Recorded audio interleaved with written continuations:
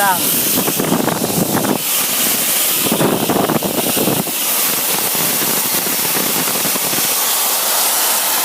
Ito po yung ginagawa ko dito. Tititigan ko lang po yung maghapon. Kung matapos,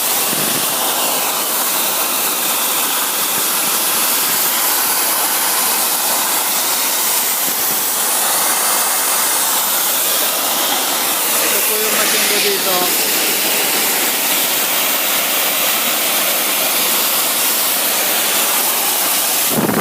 Ito yung gemba namin.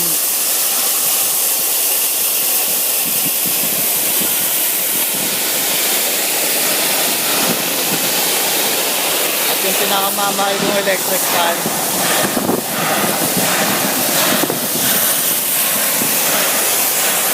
Ito, mahal ko rin ito. Yan yung mga aircon ko dito.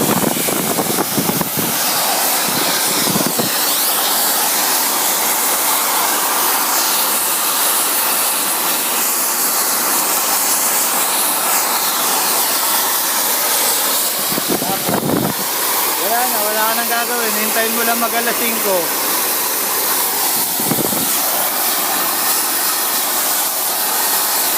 Tapos pag dumating yung boss mo, tago-tago ka. Tapos ang lakas ng ulan dito ngayon. Natakot nga ako eh. Gusto ko na umuwi Pinas eh. Tumigil lang kasi.